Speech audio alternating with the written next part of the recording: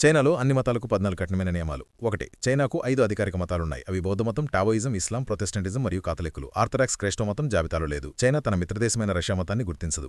2. అన్ని మత సమాజాలు Chinese communist పార్టీకి మద్దతివ్వాలి. వారు ప్రభుత్వానికి విధేయతను ప్రోత్సహించాలి. వారు సోషలిజం విలువలను అమలు చేయాలి. మతం పార్టీకి విరుద్ధంగా ఉండకూడదు. 3. పెద్ద మతపరమైన విగ్రహాలను నిర్మించడం నిషేధించబడింది. దేవాలయాలు మరియు చర్చిల వెలుపల వాటిని అనుమతించబడవు.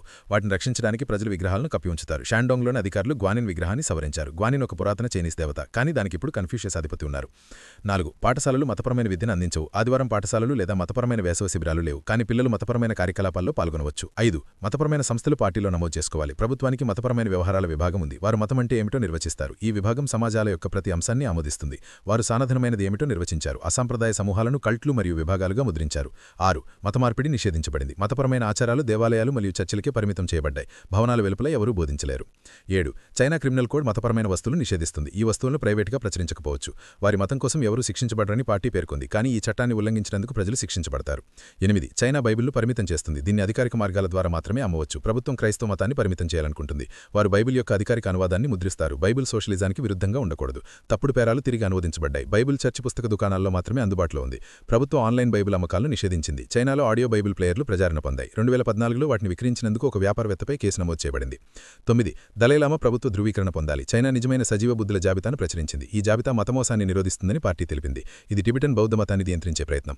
10. ప్రస్తుత దలైలామా చిత్రాలు నిషేధించబడ్డాయి. చైనా దలైలామాను వేర్పాటువాదిగా భావిస్తుంది. టిబెట్లోని కుటుంబాలు ఆయన చిత్రపటాలను మార్చమని బలవంతం చేశారు. బదులుగా వారు అధ్యక్షుడు జీ జిన్పింగ్ చిత్రాలను ఉంచారు. లేకుంటే వారికి ప్రభుత్వ సహాయం లభించదు.